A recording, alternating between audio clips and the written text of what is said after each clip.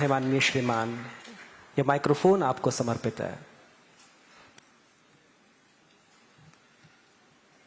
आज हम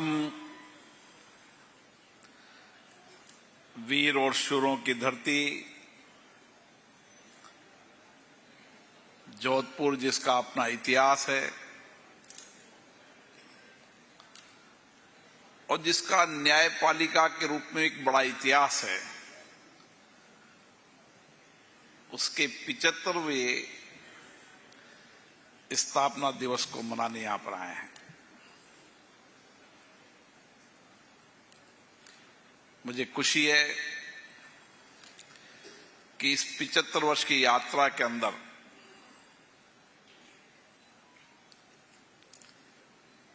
इस न्यायालय ने आम जनता को सुलभ, सस्ता, त्वरित न्याय दिलाने में अपनी महत्वपूर्ण भूमिका निभाई है। आज इस कार्यक्रम में हमारे बीच में जस्टिस पंकज मित्तल जी, जिनको आप सब जानते हैं और जिन्होंने यहां पर ही अपनी प्रैक्टिस की,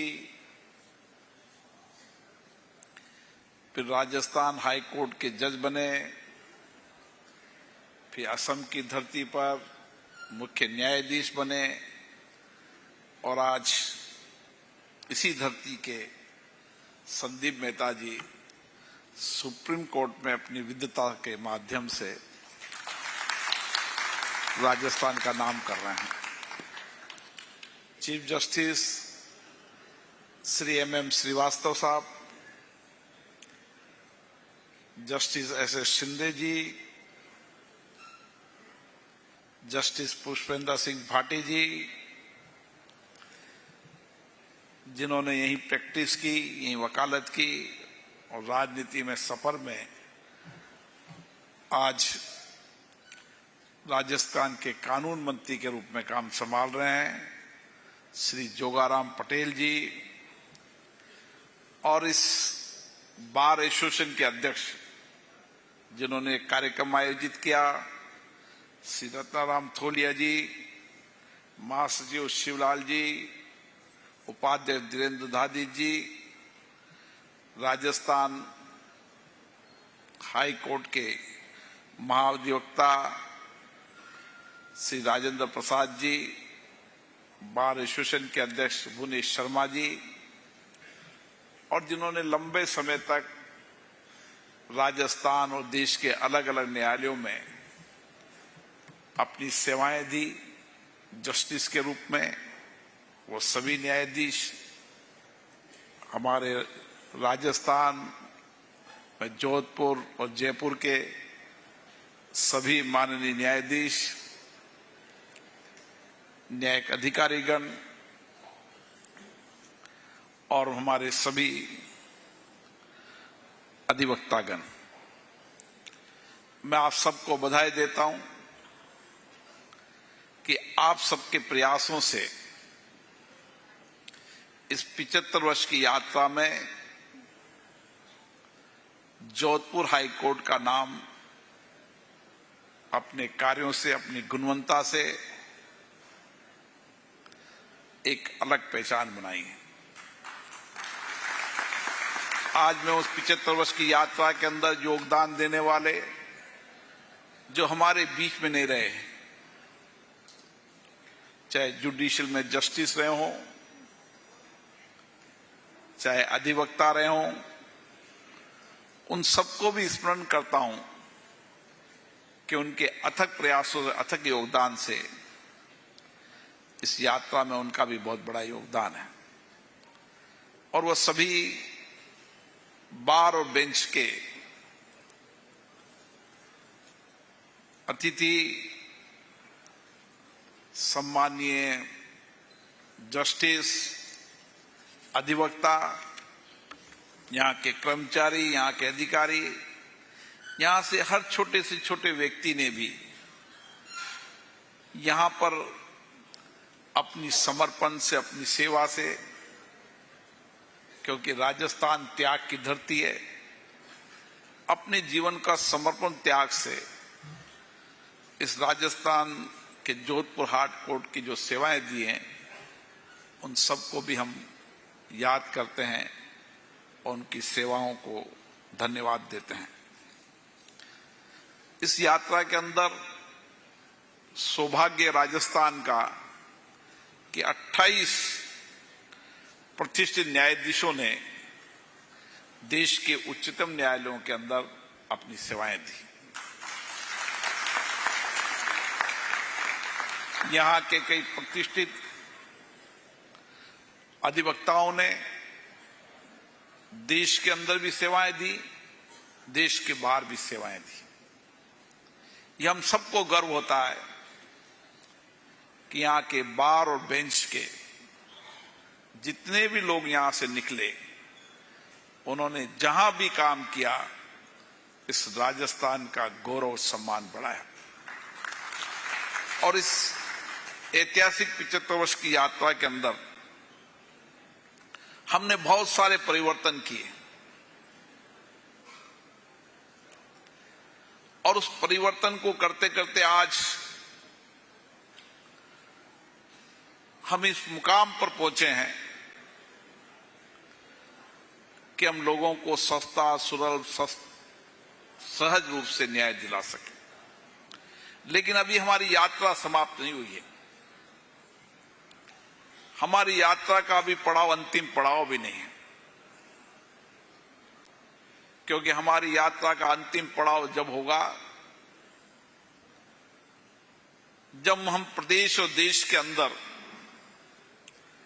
अंतिम व्यक्ति को त्वरित न्याय दिला दें। आज हमें खुशी है कि भारत की जनता के अंदर न्यायालयों का और न्यायाधीशों के प्रति अटूट विश्वास है। और इस 75 वर्ष की यात्रा के अंदर हमने देश और प्रदेश की जनता का विश्वास नहीं खोया।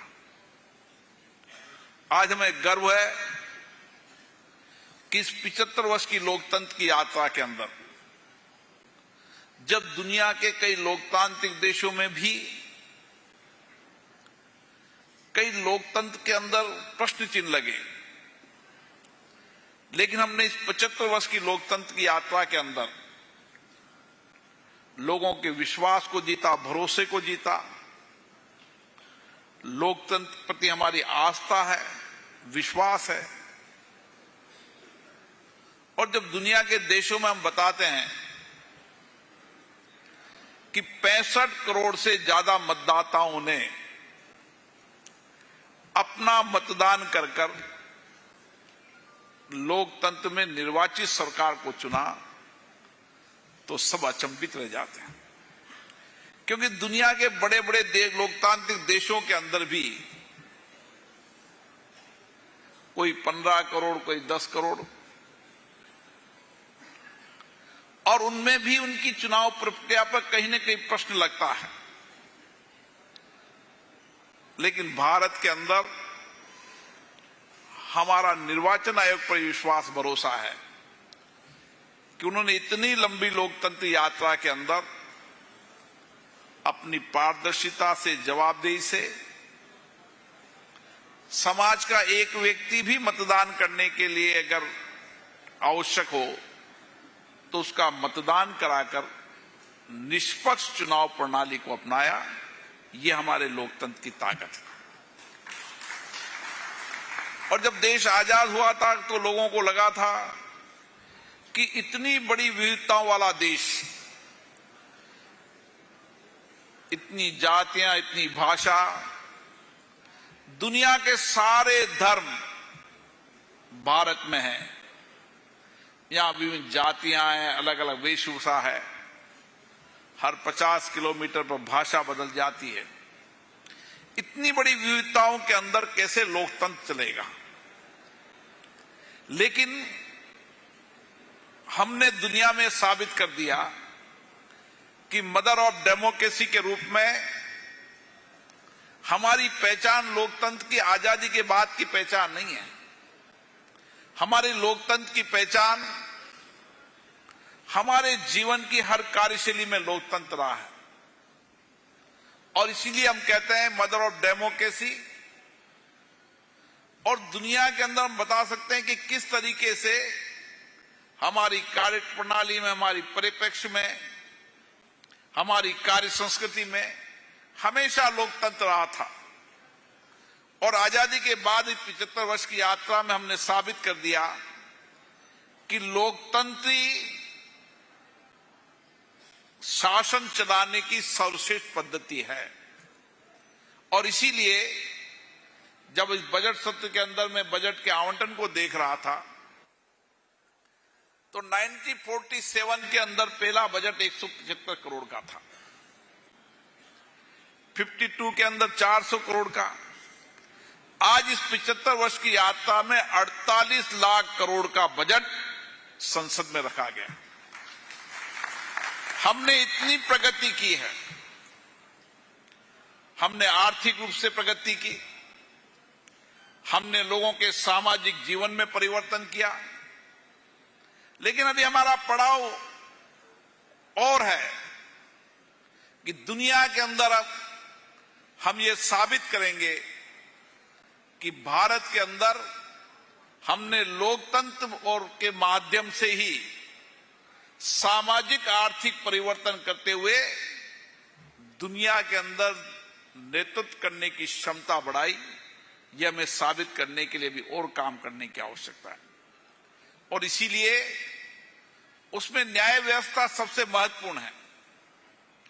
जिस देश के अंदर, जिस राज्य के अंदर कानून का राज रहता है, जहां समाज के अंतिम व्यक्ति को भी पता है कि अगर शासन मुझसे न्याय नहीं करेगा, कार्यपालिका मुझसे न्याय नहीं करेगी, तो मैं अदालत में जाकर मुझे न्याय मिलेगा। ये विश्वास भरोसा जब तक रहेगा, जब तक हमारा देश आगे बढ़ता है। और इसीलिए जब संविधान निर्माताओं ने संविधान बनाया था तो सबको अपने अपने कार्यों का विभाजन किया था। कार्यपालिका क्या करेगी, विधायिका क्या करेगी, न्यायपालिका क्या करेगी। और आज हम कह सकते हैं कि इन तीनों अंगों को जहां साथ चलने की आवश्यकता भी है, वहां स्वतंत्र रूप से अपना काम करने की भी आवश्यकता है। और इसीलिए तीनों अंग स्वतंत्र रूप से चलेंगे, निष्पक्ष रूप से चलेंगे। समाज के अंतिम व्यक्ति को न्याय दिलाना, त्वरित दिलाना, उसके अभाव, उसकी कठिनाई, उनकी समस्याओं का समाधान करना, यह हमारी प्रणाली में रहेगा तो ये देश आगे बढ़ता रहेगा। और इसीलिए हमने लोकतंत्र में चर्चा, संवाद से, सहमति असहमति से हमने इस देश को आगे बढ़ाया है। हमने बड़े से बड़े मुद्दों को समाधान लोकतंत्र में बातचीत से किया है। और इसीलिए दुनिया के अंदर भारत के प्रति विशिष्टता है, प्रामाणिकता है। दुनिया के अंदर देश हमारा आगे बढ़ रहा है और दुनिया की नजर भारत की ओर है। मैं भारत के प्रधानमंत्री नरेंद्र मोदी जी के उस कथन को, उनके संकल्प को दोहराना चाहता हूं, जिन्होंने कहा है कि जब आजादी के 100 साल हों तो दुनिया के अंदर भारत नेतृत्व भी करे और एक विकसित भारत के सपने को भी हम पूरे कर सकें। और ये विकसित भारत के सपने को जब पूरा करेंगे जब हमारी न्याय व्यवस्था प्रबल होगी। और इसीलिए मुझे खुशी है कि इस न्याय व्यवस्था को सरल, सुलभ, सहज बनाने के लिए यहां टेक्नोलॉजी का बेहतर उपयोग किया है। पुष्पेंद्र सिंह जी भाटी साहब ने एक प्रेजेंटेशन दिया है कि हमने देश के उन उच्च न्यायालयों से बेहतर और कई इनोवेशन ऐसे किए हैं जो किसी देश के राज्य में नहीं है। उन इनोवेशन के माध्यम से समाज के अंतिम व्यक्ति को भी सहज रूप से, सरल रूप से न्याय भी मिले, और जिस तरीके से सुप्रीम कोर्ट ने भाषाओं के अंदर जो आम व्यक्ति की भाषा है, जो उस प्रदेश की भाषा है, देश की भाषा है, उसमें निर्णय करना, निर्णय का अनुवाद करने के कई काम किए, वह भी अपने आप में इनोवेशन है। क्योंकि जिसको न्याय प्राप्त हुआ है वह अपने फैसले को ठीक से पढ़ सके, जजमेंट को समझ सके, और इसीलिए ये सभी राज्यों के न्यायालयों ने किया है। जोधपुर ने भी इसमें कदम बढ़ाया है, इसके लिए मैं साधुवाद देता हूं, बधाई देता हूं। अभी मुझे मित्तल साहब बता रहे थे कि किस तरीके से छोटे छोटे, हम भी वर्षों से राजनीतिक जीवन में रहे, हमने भी राजनीतिक जीवन गुजारा कि हमने कई कोर्टों के अंदर भी हम गए। किस तरीके से एक गरीब व्यक्ति जब गांव से चलकर आता है 100 किलोमीटर, 150 किलोमीटर, और उसको पता चलता है कि उसकी तारीख चेंज होगी, तो उसका मन बहुत दुखी होता है। मैं हमेशा बेंच और बार से आग्रह करना चाहता हूं कि समाज के उस अंतिम व्यक्ति के जीवन को देखो। हमारी कोशिश होना चाहिए कि सबसे जो गरीब है उसको हम कैसे सबसे सरल, सस्ता न्याय दिला सकते हैं। इस पेंडेंसी को खत्म करने का प्रयास हमने किया है, लेकिन उस पेंडेंसी के बाद भी हम संवेदना के साथ, न्याय के साथ, जो हमारे जीवन का हिस्सा बन चुका है, उसको सहज रूप से समझते हुए प्रयास करना चाहिए। क्योंकि जोधपुर के अंदर 17 जिले लगते हैं। एक व्यक्ति अगर जैसलमेर से आएगा तो उसको 700 किलोमीटर से आना पड़ेगा, और इसलिए बार बेंच लगातार संवाद करे, चर्चा करे, बैठे। और जैसा अभी हमारे संदीप जी ने बताया किस तरीके से उन्होंने असम राज्य के अंदर उन सब चीजों को परिवर्तन करने का काम किया, जो बेहतर नया इनोवेशन हो सकता था, काम किया। 14 साल तक जो जेलों में थे, न्याय नहीं मिल रहा था, उनका फैसला किया। जब व्यक्ति फैसला करने वाला ये सोचता है कि मुझे न्याय करना है, न्याय सही भी हो सकता है, गलत भी हो सकता है, अलग अलग नजरों में हो सकता है, लेकिन भगवान को साक्षी मानकर वो कोशिश करता है कि मेरी कोशिश होगी जो मैंने समझा, परखा, देखा, जो मुझे एविडेंस मिले उसमें मैं न्याय करूं। ये अगर विचार होता है तो त्वरित न्याय करता है, जल्दी न्याय करता है।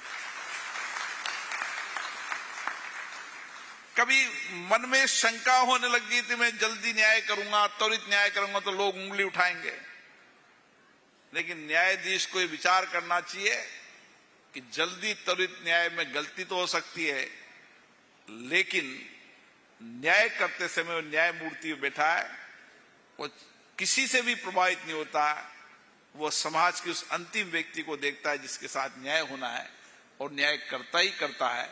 इसलिए मेरा आग्रह है कि थोड़ा त्वरित गति से हम फैसलों, निर्णयों को करने लगे। उसमें बार का भी सहयोग चाहिए, क्योंकि बार के सहयोग के बिना फैसले त्वरित नहीं हो सकते। और इस डिजिटल के नए युग में जो नए इनोवेशन जोधपुर में हुए हैं, कई ई कोर्ट मिशन हुआ है, राष्ट्रीय न्याय डाटा मिशन हुआ है, सुनवाई के लिए वीडियो कॉन्फ्रेंस हुई। कोई जमाना था एक डॉक्टर को मेडिकल रिपोर्ट बनाने के बाद उसको 300 किलोमीटर, 400 किलोमीटर को, कोई पुलिस अफसर, कोई एविडेंस करने वाले को किलोमीटर दूर था, और कई महीनों तक इंतजार करना पड़ता था। अब वीडियो कॉन्फ्रेंसिंग पर उससे हम जिरह कर सकते हैं, बातचीत कर सकते हैं, और न्याय जल्दी कर सकते हैं। और इसीलिए अब हमारा प्रयास ये होना चाहिए कि हर केस के अंदर टाइम बाउंड हम निपटाने का प्रयास करें। और इसीलिए भारत की संसद ने 3 कानून पारित हुए। आप देख लीजिए कि 1947 से लेकर हमें 75 वर्ष आजाद हो गए थे, लेकिन हम ब्रिटिश कानूनों से हमारा देश चल रहा था। मैं इसके लिए गृह मंत्री जी को धन्यवाद देता हूं, जब उन्होंने मुझसे कहा कि भारत की संसद बनाए हुए कानून होना चाहिए, कानून में न्याय भी जल्दी मिले, इन्वेस्टिगेशन भी ठीक हो, इन्वेस्टिगेशन बदलते परिप्रेक्ष्य के अनुसार हो, जिससे बेहतर एविडेंस मिलेगी। मुझे आशा है इन 3 कानूनों के अंदर जो नए नवाचार करने हैं, नए परिवर्तन करने, उसकी चर्चा संवाद हमेशा हमारी नियमित प्रक्रिया है, लेकिन हम और बेहतर कैसे कर सकते हैं ताकि हम जल्दी से जल्दी लोगों को न्याय दिलाने का काम करें। और इसीलिए तकनीकी का, डिजिटल का उपयोग भी जल्दी, सुलभ और सस्ता न्याय दिलाने के लिए है। हम डिजिटल के अंदर जो भी नए इनोवेशन हो सकते हैं और नए इनोवेशन करने का प्रयास करना चाहिए। हमने भारत की संसद के अंदर भी सारी संसद को डिजिटल संसद की ओर बढ़ाया है। देश की जितनी विधायी संस्थाएं हैं उनको एक प्लेटफॉर्म पर ला रहे हैं। हमारी संसद की जितनी कार्रवाइयों को हमने डिजिटल किया है, ताकि मेटा डेटा के आधार पर कोई सब्जेक्ट से, नाम से, विषय से कभी भी कोई डिबेट को देखी जा सकती है, कोई विधेयक पारित हुआ उसको, उसकी चर्चा को सुना जा सकता है, ताकि कानून बनाते समय जो जिरह हुई थी, जो बातें हुई थी, उसको संज्ञान में अगर हम पढ़ेंगे तो हमें कानून की स्पष्टता भी नजर आएगी। और इसीलिए हम कहते हैं कि भारत के संविधान जब बना था और संविधान सभा की जो डिबेट है उसको जब हम पढ़ते हैं तो किस तरीके से एक एक बिंदु पर कितनी लंबी चर्चा हुई थी। और भारत का संविधान बनाते समय उन सब का विचार एक ही था कि हम देश के अंदर हमारी लोकतांत्रिक व्यवस्था को सर्वश्रेष्ठ बना सकें और संविधान के तहत ही लोगों को व्यक्ति स्वतंत्रता, न्याय, समता के जो सिद्धांत है जो दुनिया के अंदर भारत में है उसका ठीक से पालन हो। इससे संविधान निर्माताओं ने भी बड़ी चर्चा डिबेट से बनाया था। मुझे आशा है डिजिटल के इस युग में भी, इनोवेशन में भी बार और बेंच मिलकर डिजिटल के अंदर, प्रौद्योगिकी के अंदर हम देश और दुनिया में जो परिवर्तन हो रहे हैं वो देश और दुनिया के परिवर्तन जोधपुर में हो, जयपुर हाई कोर्ट में हो, राजस्थान उससे अग्रिम पंक्ति पे रहे, उससे आपस में चर्चा संवाद होती रहे। और इस डिजिटल के इस युग के अंदर हम इस कोर्टों के माध्यम से निश्चित रूप से सहज, सस्ता न्याय दिला पाएंगे, सुलभ न्याय दिला पाएंगे। उसकी भाषा के अंदर उसके फैसले मिलने लगेंगे तो व्यक्ति समझ भी पाएगा और उन फैसलों के माध्यम से वह इस बात से सुनिश्चित व्यवस्था होगा कि मुझे न्याय मिला है और न्यायाधीश ने फैसला ठीक किया है। मुझे आशा है कि आज जो आपने विषय रखा है वह बदलते परिप्रेक्ष्य में बहुत आवश्यक विषय है। और विशेष रूप से मैं क्या कह सकता हूं, जोधपुर में इसने प्रौद्योगिकी क्षेत्र में नए इनोवेशन किए हैं जो देश में नहीं हुए हैं, वह जोधपुर ने किए हैं। हम मिसाल बने कि जो भी देश में परिवर्तन हो उसकी मिसाल जोधपुर हार्ट कोर्ट बने और बेंच और बार मिलकर इसमें जो यथार्थ है, जो आवश्यकता है, उसके अनुसार परिवर्तन करने का काम करें। आप सबको पुनः बहुत बहुत धन्यवाद।